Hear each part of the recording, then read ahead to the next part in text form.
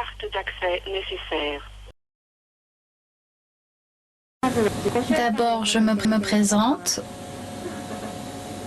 Je m'appelle Hervé Q2.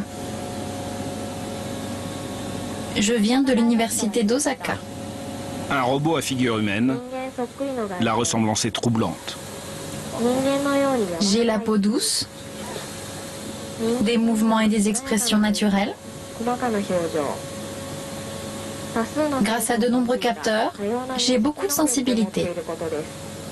Animée par un programme informatique, la belle androïde se verrait bien un jour remplacer l'homme. Demain, je veux travailler pour les personnes âgées, garder les enfants dans les crèches, enseigner, présenter les infos télé, servir d'hôtesse d'accueil.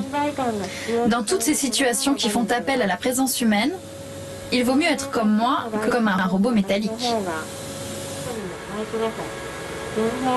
Pour les étudiants sur le laboratoire, la robotique atteint désormais une nouvelle dimension. En faisant la recherche sur ce robot, on étudie ce qu'est l'humain. J'ai toujours été intéressé par la découverte de l'homme, la façon dont il perçoit physiquement et psychologiquement son environnement, ce qu'il ressent. On recherche ça à travers le robot Android. C'est une approche très intéressante. Je crois vraiment que les robots qui ressemblent aux humains sont plus rassurants que les robots métalliques classiques. Mais qu'est-ce que vous faites? Mais qu'est-ce que vous faites? Le créateur de cet androïde sensible au toucher, c'est lui, le professeur Ishiguro.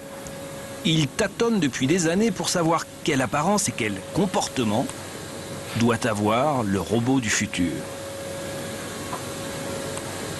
On ne sait pas encore si l'apparence humaine est une absolue nécessité chez les robots.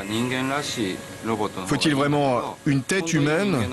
Un regard suffit-il? Qu'est-ce qui est le plus important pour les hommes? Voilà pourquoi on fait de la recherche en fabriquant ces robots.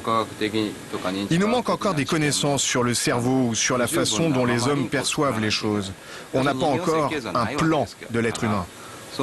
Donc pour arriver à fabriquer un robot parfait, il faut collaborer entre chercheurs en robotique, en neurophysiologie et avec les spécialistes de la perception. Quelle place vont occuper les robots dans notre quotidien? Quel aspect doivent-ils avoir pour qu'on les accepte?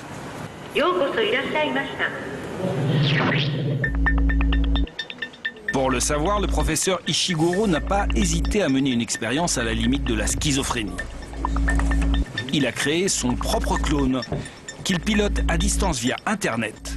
Cela lui permet de donner des interviews quand il n'est pas dans son laboratoire, mais aussi de mesurer l'effet produit sur les interlocuteurs. Un effet saisissant. On l'a testé pour vous. Bonjour, docteur Ishiguro. Comment allez-vous aujourd'hui? Pas mal, et vous? Pas mal.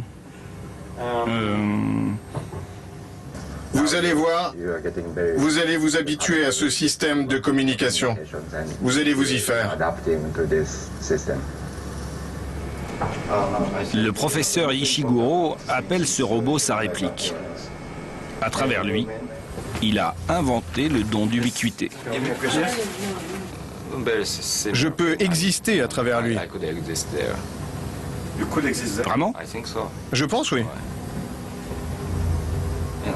Vous savez, on ressent beaucoup d'émotions et de phénomènes étranges. Par exemple, si vous lui faites ça, l'opérateur ressent quelque chose. Et les robots lui-même pourra-t-il un jour ressentir des émotions? Si on développe le programme, je crois que oui. Les androïdes du professeur Ishiguro sont promis à un bel avenir. À l'université de dentisterie de Tokyo, un robot à visage humain est déjà en service.